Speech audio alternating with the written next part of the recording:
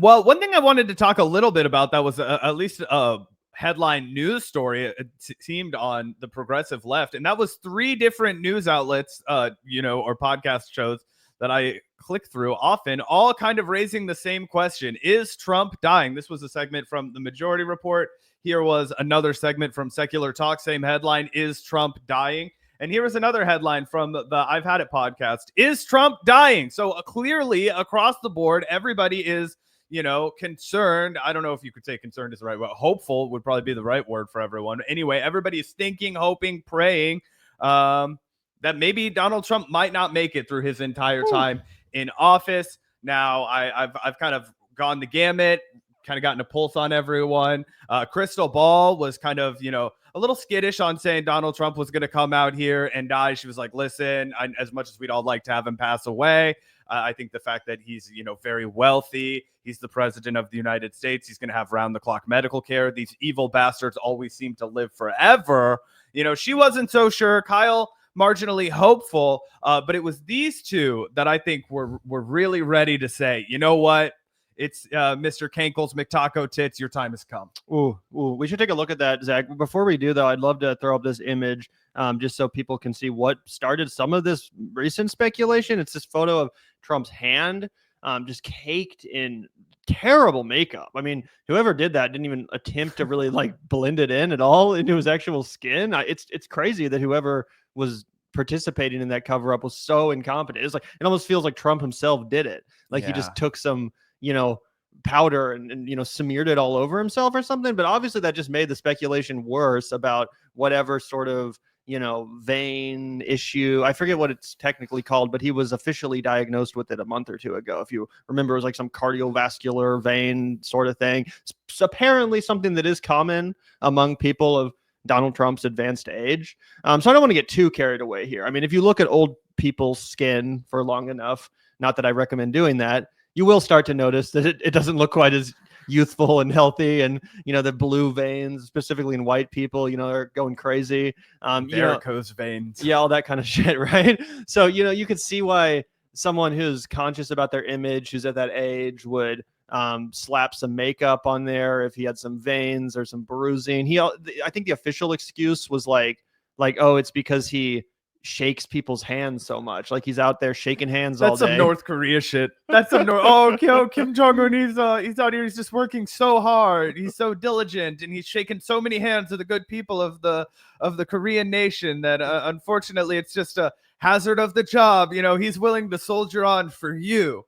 That's how hard he's fighting for the country. Yeah, but I think a lot of people are onto something, particularly in chat. They've been shouting it out as well, that potentially it's from a large number of IVs being administered into his body, creating an issue with his veins, which would create speculation that there is something else wrong with him. Before we get into this Jen and Pumps clip, I would just like to say, fingers crossed, toes crossed, really hope that this is something. However, I am reticent to come out and be like, he's dead, he's going to die, for the reasons that I mentioned. Crystal Ball had also laid out that Henry Kissinger lived for fucking forever, right? These guys. Dick Cheney's still alive. Dick Cheney's still alive. He's had 5 heart transplants. Watch that movie Vice, and you'll be like, what the fuck? How is this dude still alive? They can really keep your ass alive if you're rich. And Donald Trump might be unhealthy, right? We're always talking about the cheeseburger from heaven's finally going to take him out. He's 79 years old. He still eats McDonald's. But again, that round the clock elite care that you can only get really if you're the president of the United States or a billionaire. This guy happens to be both, if you believe his crypto numbers, which, right now that they haven't been liquidated. The dude is technically a billionaire off the backs of, the presidency, which is crazy. But, combining those two factors, really, really hard to see the guy dying before 85. But who knows? Yeah, it's tough to say. I personally I'm not going to predict that Trump's going to die. In fact, I predict he's going to live to 95. I genuinely think this motherfucker will be around for way past his expiration date. We're going to keep having to deal with him as a country. So that's my, pessimistic take. But I will say a bigger piece of evidence than the hand picture to me, Zach, I don't know if you saw it, but he was on Fox News or something talking about how he's trying to end the war in Ukraine so that he can get into heaven. Mm-hmm. And he seemed really concerned about it, more than Donald Trump ever normally would be. But he was like, yeah, I'm trying to make peace. So, I need to get into heaven. It's what the fuck are you talking? Why are you thinking about going to heaven? I mean, I guess if you're that old, I would be thinking about death constantly. I already think about death constantly as a 27-year-old. But either way, it didn't seem like a typical Trump thing to say. That is, I think, a big part of the reason. It's a confluence of things. One, he misspeaks a lot, right? Everybody made a huge deal out of Joe Biden misspeaking. I even made fun of Joe Biden misspeaking. He sounded geriatric. He sounded like he had dementia. He sounded like he was not up for the job, right? Well, that's exactly how Donald Trump sounds now at times. He's able to hide it and disguise it in moments, but when it does take over, you can really tell this is a 79-year-old man, and sometimes he doesn't know where he is, and oftentimes he has no idea what he's talking about. But I thought this was a great segment from Jen and Pumps that we can play a little bit of and react to. Yeah, let's take a look. Yeah, he's giving Kanks, who I'm going to refer to him as instead of. Oh, and this is in reference to her citing even Alex Jones is saying, Donald Trump is in poor health. Kankles McTaco Tits for expediency and efficiency. He's giving Kanks 12 months. 12 months to live. Alex Jones. Well, here's the thing. He says a couple things that are just really odd. It's not that bad yet. Alex, it's terrible. His ankles are as big as my head. He's got bruises on his palm from what I think they're giving him IVs. And then he says he has great genes. Let's not forget his father died of dementia and Alzheimer's. This man's genes tell us exactly where he's headed, in my opinion, and I'm not a doctor. This is just the fluffery that has to go on the right wing. He's calling out. It's clear that Trump has massive health decline, not only cognitive, but like his health. But in order to say something, he also has to throw in flattery. Oh my God, he has great genes. He's a stud. He doesn't have a teeny weeny. I don't care what South Park says. So they always have to throw in that pornographic fluffery to make sure they keep the MAGA base hard. All right, next up, you guys, Kanks is actively hiding the cankles. The Daily Beast is reporting Donald Trump lashed out at MSNBC after the network suggested the 79-year-old president is taking steps to hide his cankles from public view. Let's review. You don't see him sitting at the fireplace anymore, flanked with a world leader. Now he's sitting behind the Oval.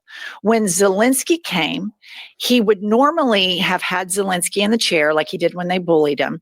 But then they were all at a round table to where the cankles were hidden. He is actively hiding the cankles. Kanks is hiding his kanks. I mean, to be fair, so would I. If my legs look like that, yeah, you wouldn't see me flaunting that shit either. But I mean, it's a fair point, and I do think that they're right about the fact that as his condition gets worse, they are having to hide it in increasingly creative ways. Yeah, and one of the things that the cankles, people might be like, well, who the fuck cares? It's your ankles. Why would that be relevant to the man passing? Well, it's actually his ventricular system, right? Your veins, right?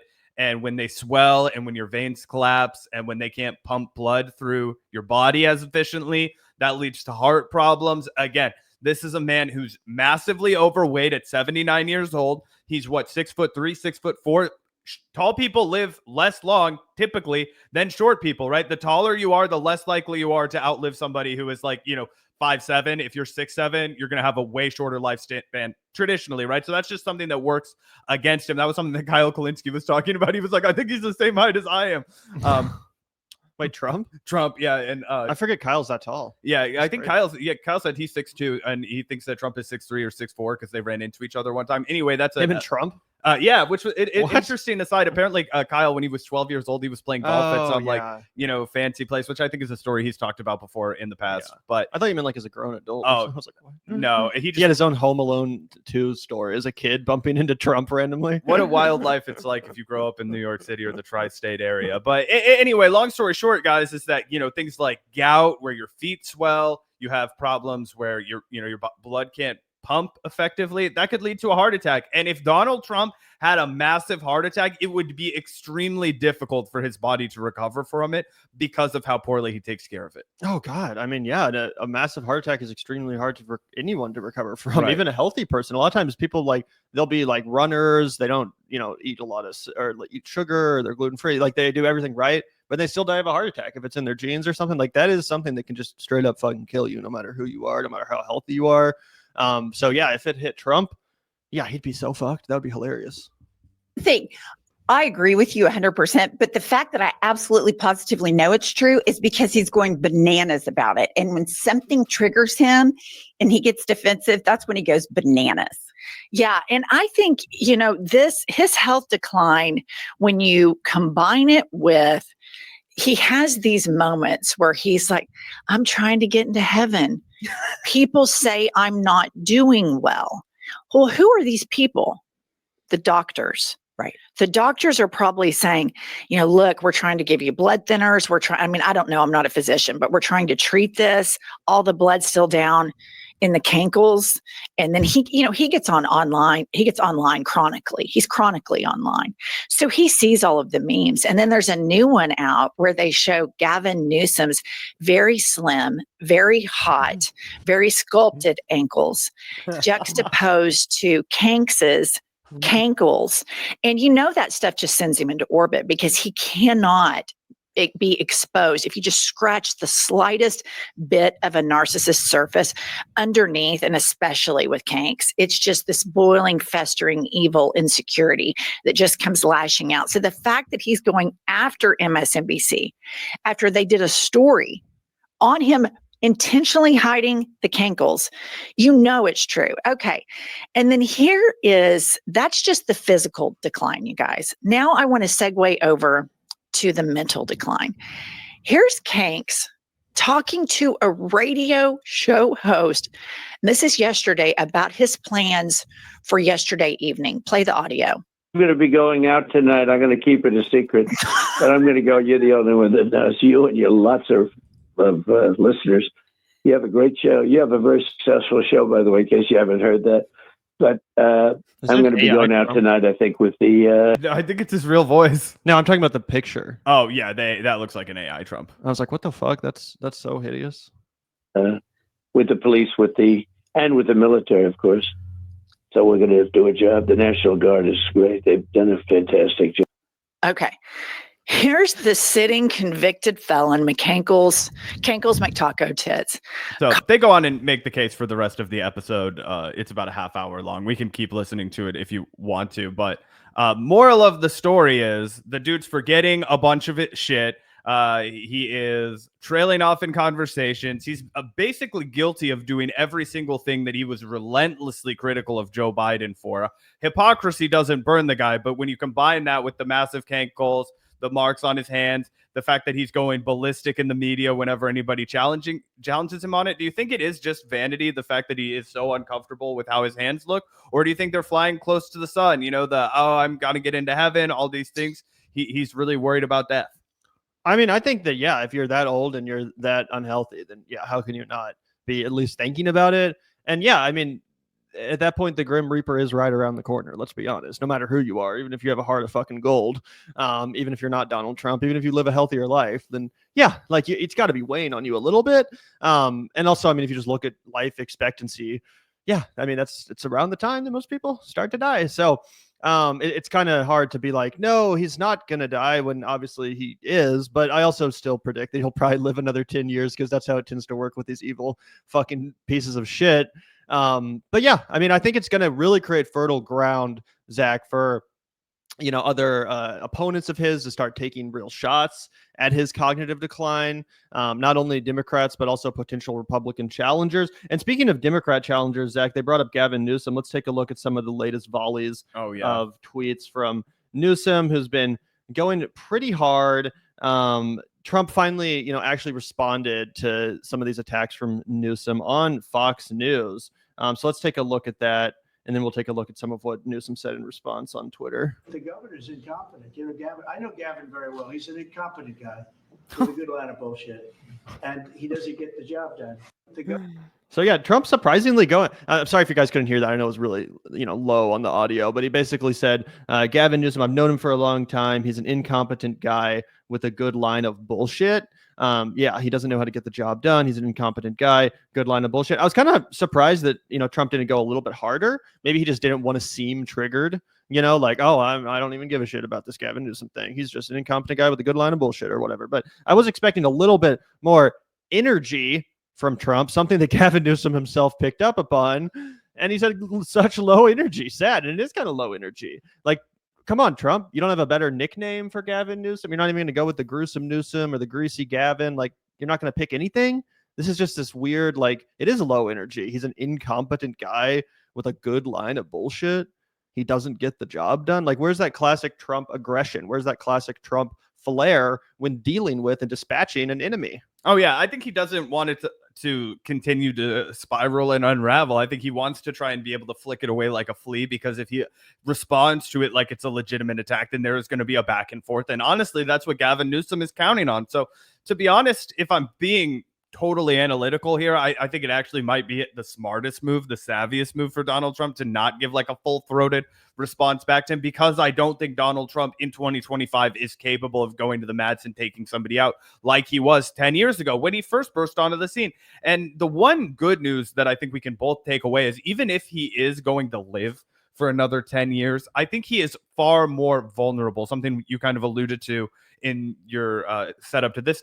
In the Republican primary, other people are going to start to attack him. And for as much bluster and as much bravado and as much posturing as he's done, as like, oh, Trump 2028, like we're going to see what happens, the sicker he gets, the more lackluster he gets, the fact that he's quieter on the mic and he's less punchy, I think he's really vulnerable to have somebody on the Republican Party say, your time in the sun is over, old man. I am not going to respect your position. I'm not going to respect anything about you. I am going to, swing and try and take out this, gorilla king of the Republican Party and anoint myself the head of the party, right? And I don't think it's going to be J.D. Vance. I think it's going to be somebody with a lot more balls than that. Yeah, stay tuned for our conversation, by the way, with Edinger Mintum, Substacker, a good friend of the show, who's probably going to be coming back on in just a couple days to talk about that exact really subject matter. So super excited to get his take on that. But let's take a look at a few of these other Newsom tweets. He says, new merch coming soon. You're welcome, Patriots. Newsom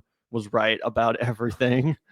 So I'm sure. And again, these are doing pretty well. I still, cannot confirm or deny if there's a bot army assisting in these attacks. But I mean, 85,000 likes on Twitter is a lot. This one had 102,000 likes. That's a lot of fucking likes. And here's one more where he says Newsom derangement syndrome in DS. And Zach, we talked about this. We had a whole conversation about it in our last live stream. I still do think Gavin Newsom is kind of in a weird place where he's going to have to figure out how to bring some of this fire and some of this riz to his actual on-screen, on-camera IRL persona. Because it's, like I said, it's one thing to post these kind of bangers from behind a keyboard or pay someone to do that for you. It's not even him actually running these accounts, right? It's one thing to shit post online and rack up some likes by going viral. It's another thing to actually bring that sort of, quick-witted, unhinged, off-the-cuff energy to a debate or to an interview. I kind of jokingly suggested that he bust out the R slur and call Donald Trump like the R slur Hitler or something like that. Just go full fucking Donald Trump, really outrage the media, trigger everyone in the press, make people talk about you because they just can't resist, right? That's kind of what I suggested.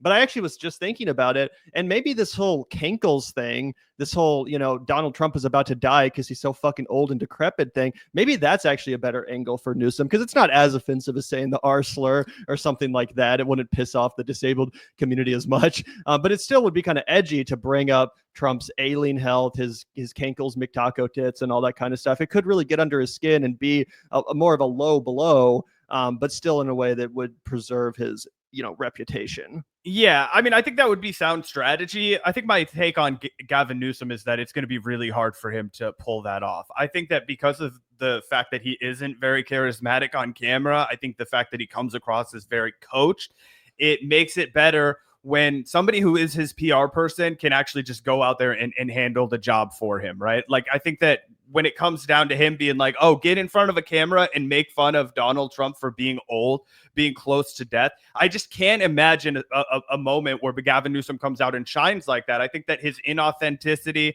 I think the fact that he is clearly a career politician and not a guy that's capable of speaking from the hip, I think those things will all come back to haunt him, which is why I think he's a really good early primary candidate. I think he's really good for drawing up people's attention, but I don't expect that he'll have much staying power in terms of building an authentic base once people start to see a ton of him and a ton of other options. Yeah, I mean, I don't know. That's what I said for a while, but he's busted out of the gate so strong that I do kind of see already liberals sort of solidifying around him as like he's the leader, he's the anti-Trump of the left, he's what's going to take down Trump. I see this sort of solidifying this narrative. So you're right. If he totally shits the bed, Scott Walker style, and just comes out of the gate with zero charisma, no strategy. But I have to imagine there's going to be some sort of a strategy. There's no way after all this build up on Twitter with these edgy, unhinged tweets, like there's no way he just comes out there and just, yep, I'm the same Gavin Newsom from like 3 or 4 years ago. Like I just think they're going to have to fine tune it a little bit. Whether or not it works, we'll see.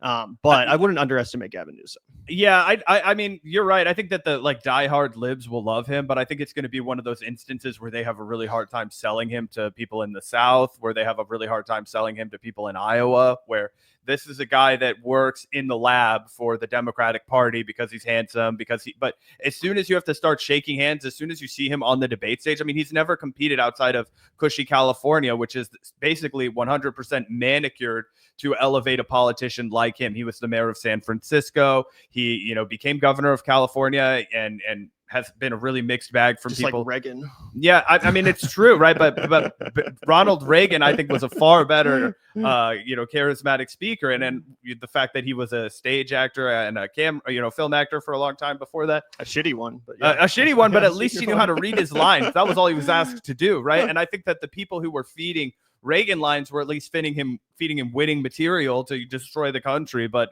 it was something that America was ready to hear at that time. What's coming out of Gavin Newsom's mouth right now is antagonizing Donald Trump, and people are desperate for that.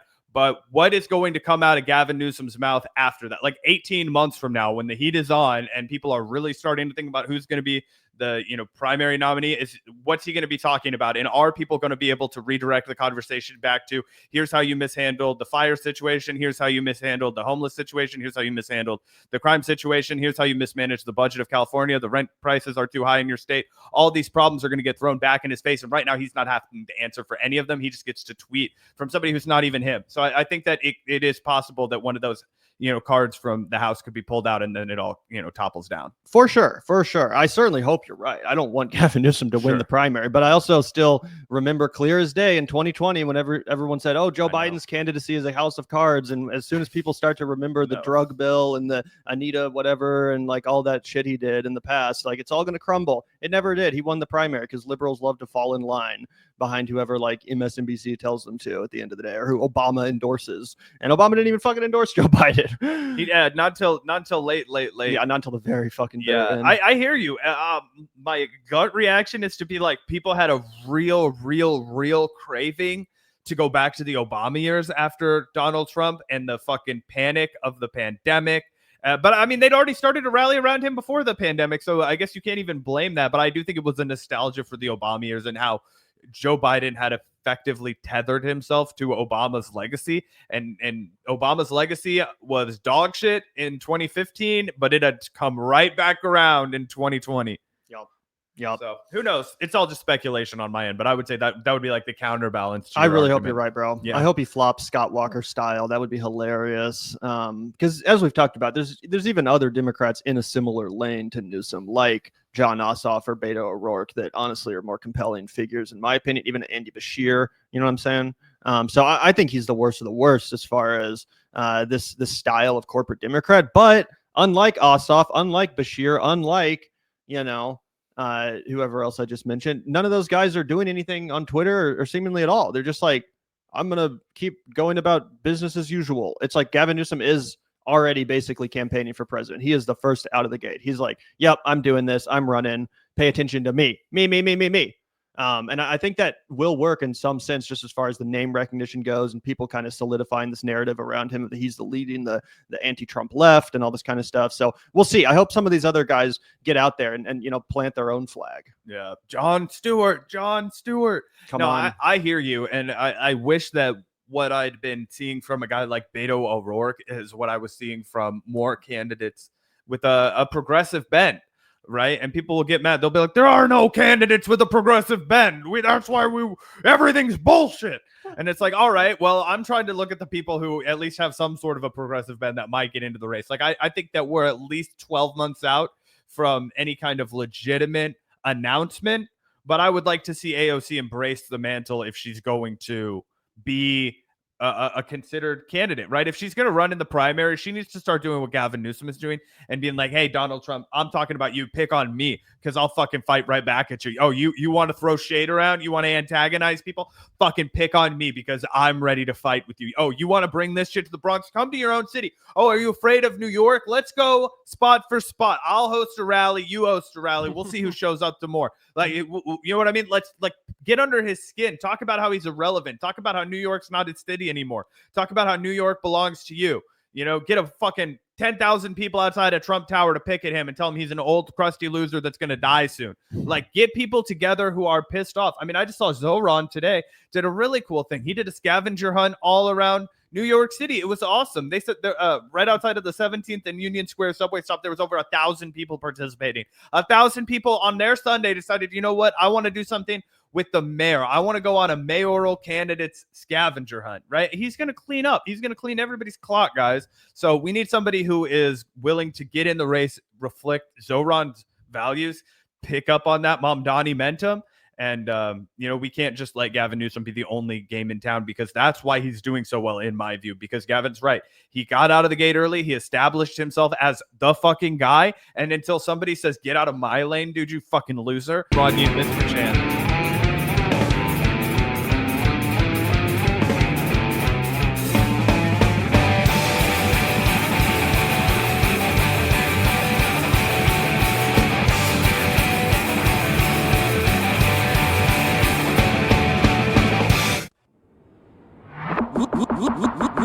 Look out the door if you hear an ambulance. The Vanguard will be there, sir. The Vanguard will be there, sir. The Vanguard will be there, sir.